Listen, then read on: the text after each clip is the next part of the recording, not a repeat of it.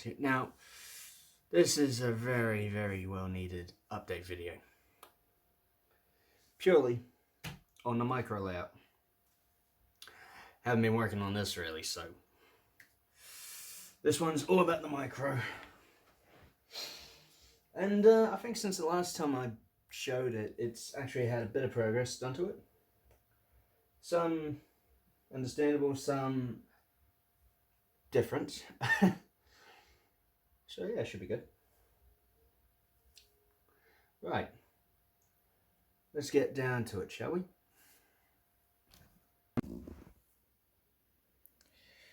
So as we can see, the track plan is exactly the same, but he got knocked over, bugger.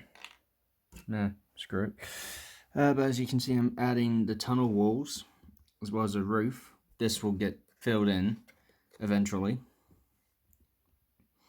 But it's set, I got it set so, and I'm using this fireman here as my height gauge. So a figure like him can stand on the sleepers, if I can get him to stay still. There we go, can stand on the sleepers and not bang his head on the tunnel wall. I just gotta weather this all in, as well as the top of up here. And yeah, I got it lying on the top board somewhere. Here we go. And I'm currently doing the homemade weathering for the rest of the top, for the rest of the, well, yeah, for the rest of the tunnel walls. It's not an easy process, no, but it's quite simple. I like it. The inside of the tunnel, I'm gonna have to, I mean the inside of the mine, I'm definitely gonna have to do some redo work, because I mean something like this and this, it's just not right. It is shoddy at best. It is rubbish.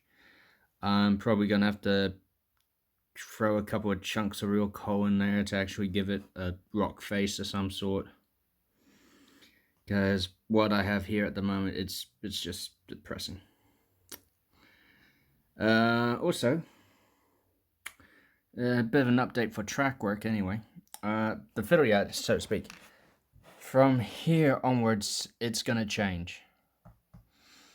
I'm gonna effectively rip up both these points and fit in a freeway point, which should give me more room for trains, really, so I can actually have two rakes of 5 wagons, which is the largest I can run on this layout, before it looks like it's just chasing itself constantly. And another thing I've done really is actually cut a hole here in the basically scenery work I've done.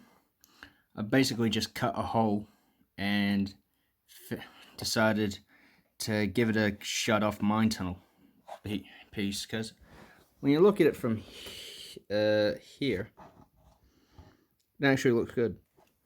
And also I plan to exhibit this layout when it's finished, or near completion, both with and without its lid. So having a mine tunnel that goes absolutely nowhere makes a bit of sense. I just got to fill in this gap down here. And just to prove I'm not lying about it being done up like the rest of the boards, just step over. There it is. That is glued into place using simple PVA. Now I'm actually thinking of just covering this up, but yeah, we'll see how that goes. And yeah, with the freeway going to be put here in a future date, if I get the freeway, it does mean I have to pretty much rip out this hunk of flexi track, rip up the point, those 2 stretches of flexi, and start from scratch here all over again. But I'm okay with that. I am actually okay with that. Get the track cleaner off this, because this part involves actually flipping the layout over. So I'll just quickly set the camera up and show what I'm.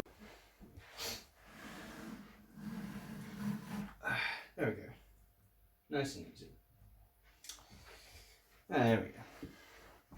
Now, at first you can see I've added an extra leg purely because I got sick and tired of it tipping over, which happened not long after I installed the extra room for the fiddle yacht. Another thing you'll notice is the shoddy wiring. I mean, once I get everything else sorted, I'm definitely going to have to tackle this again. But if you keep an eye on here, so here, if you just look at it carefully enough, and if I plug a simple wire in, gotta get in the frame, sorry. We got light. Now that is a capacitor discharge unit done by JT Electrics, I mean. The same ones that I got my track joiner plates from. Now, it is actually a very, very dead simple thing to fit in and set up, really. And I do believe I got a spare one lying on top of the layout. If I recall, I have to remember where I left it. Here it is. Here we go. Here's my spare CDU. I say spare because for the main layout I figure I may need two. One per board. But it's a very simple setup, really. This is the intake terminal where the power from the control goes. This is the outlet where the power to the points goes. And the cool thing is though, you can actually run it so all the point wires negative go to one end, or either really. It just gives it a good kick because there's a return feed naturally. But it is very simple. And the LED is just to indicate if it's going or not. Now, I've actually had to have a look on the site, and it does actually have some very clear instructions. The only downside to these is when you get them, and I actually have to bring this up to the camera for this bit, the holes here and here for when you have to mount it, they're actually the same size as the wheel holes for, well, there. That's that you have to drill. But apart from that, is a dead simple setup. Is very effective. And as I'll show, whenever you flick a point, the light blinks, and there you go. And just to say one thing, Pico points, they got a very strong spring in them, but, and I'm grabbing the camera off with the stand here for this bit. Let's just hope I line it up right, but when all said and done, wrong switch.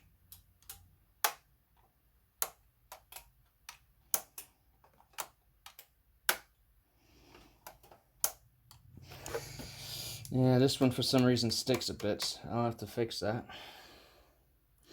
But apart from that, it's alright. It's a good setup.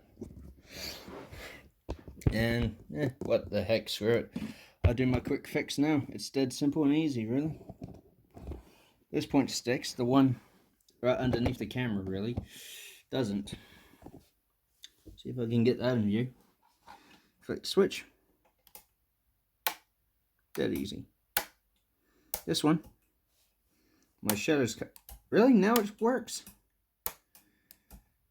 Oh, that's insulting. That's a slap in the face right there. It's funny in a way, but still, ow. Now, I've actually been asked a couple of times, why did I build a layout this size, or double scale? Two reasons. One, can't really be stuffed with N scale. I got nothing against it. It's just a bit too small and delicate for my taste. And two, I just figured I love the industrial scene of things, where I can actually run something like, give me a sec here, this V2 Packet, and it doesn't look ridiculous if the track's clean.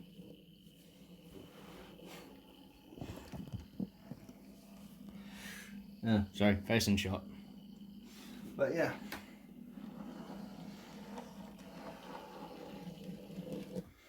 This layout is specifically designed for small locomotives in mind, such as the Packets, naturally, also the Ruston Shunters, such as this one, but without the truck, because I can't go around the tight corners with the truck. I admittedly did not think of that when I was building the layout. When I first built the layout, I had something like this pug in mind. Small, tiny, goes around the corners, no issue at all.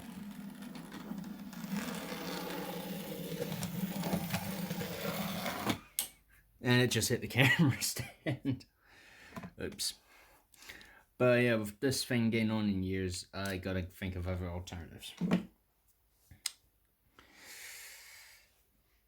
And also, admittedly, I haven't been as busy as I should be modeling, because yesterday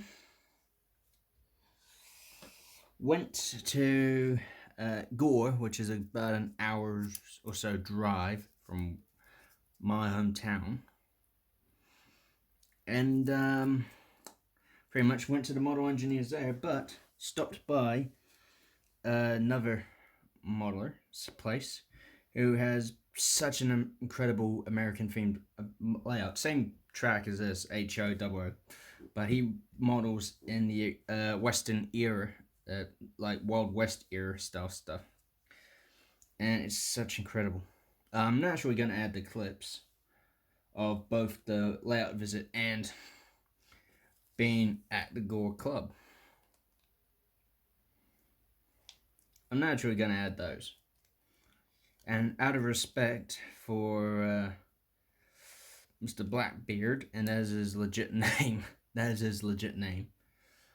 I am also going to add his channel as an end card.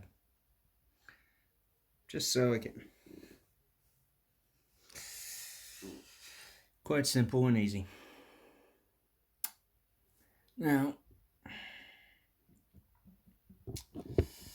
one more thing I forgot to mention. This layout, it actually comes with a top that's supposed to go on. Whoops, wrong way. I'll add that in a tick before fading out to Gore. Now, it's actually been quite a while since I've had the top on, but while I'm putting it on, might as well have a train running for a bit of entertainment.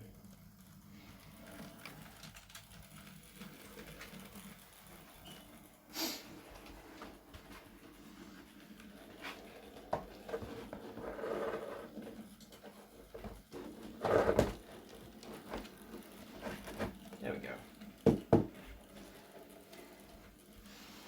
Almost forgotten what it's like to have with the top on. Gives a fair indication of how it's built. And if I had a light, I could show what areas still needed to be done. But basically along the join line here, in the corner there, and up there. Still a lot of work needs to be done on it. But yeah, it's okay. It's okay. And what the... looks like I got my little gremlin here. You're okay, Athena. Well, I better fade to black for the Gore visit.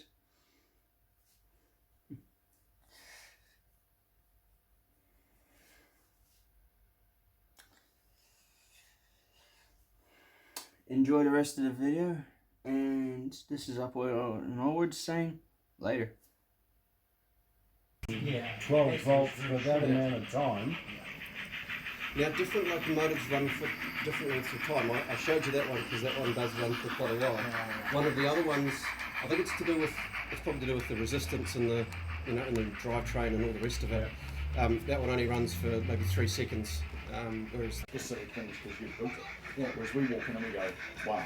Yeah. And the backdrop bleeds into it, and you know, the trees that you're not happy with get lost in the other trees. So Yeah, I'm taking the hose. Good enough for him to do. Yeah. But the thing I love about modelling, you can, like you said when you did found your static grass, you can do your flock and you can do everything else and you go, oh my god, that looks fantastic, that looks like real life. Yeah. Until you drive along the train tracks and you think, oh, I don't have any of that grass. yeah, that's right. Oh, I don't have any of that. Our memory of what reality is very short. It is, isn't it? And we can recreate something in a model, like we do trees and you go, oh, I don't like the trees, but they'll do. Yeah, that's right. That looks exactly like a tree until you see a tree. Yep. That's it. But to me, everything's just got to blend in. Yeah, as long as there's nothing that's jarring. Yeah, it's like digital wristwatch in the old emperor days. Yeah, the wheel's not. And plus, there's always rule 1. Your model rower, you do whatever you like. Well, that's it. Rule number 1. You do what you like. Exactly. But I mean, They're sitting bull. the timber work in the coal, it's just beautiful. So this is pretty much 2/3 speed, that locomotive. That's 2/3, holy crap. again with the Dakotas you can set the maximum speed and all the rest. So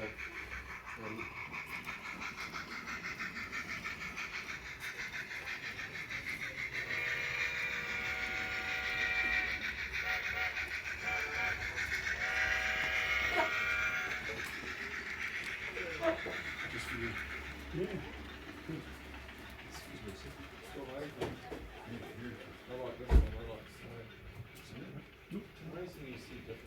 Roll down like that.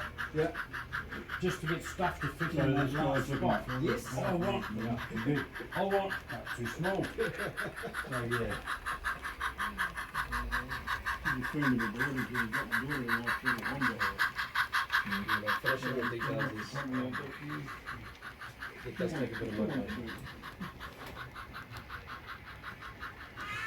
You can also what looks complete to someone else's idea. You know, It's not right. 75, 80%. That's it. I think I find when you operate, you tend to forget, things are not complete because you're focused on the trains and the switching movements and whatnot.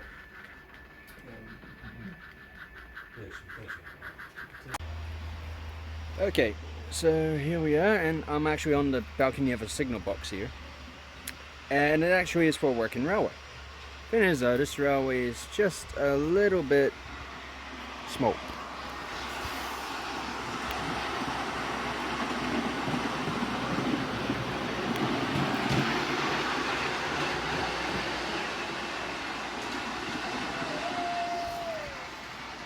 Welcome to the Gore Model Engineer Club.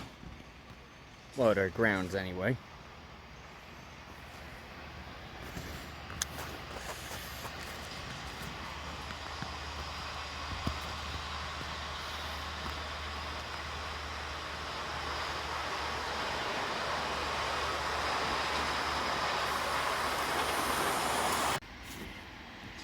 From the top of the staircase too, well, station's up there behind the trees.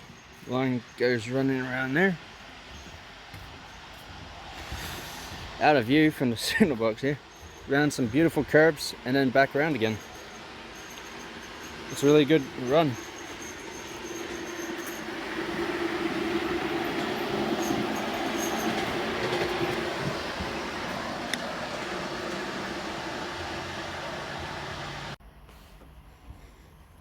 The inside of the club room is, and this is actually the club room, it's very lovely. It's nice old school. I do love that. Bit of a comedy art. And two beautiful paintings right there.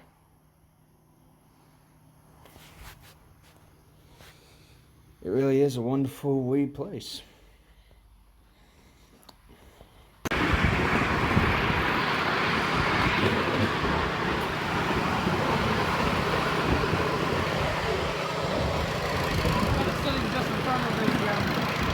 Hey?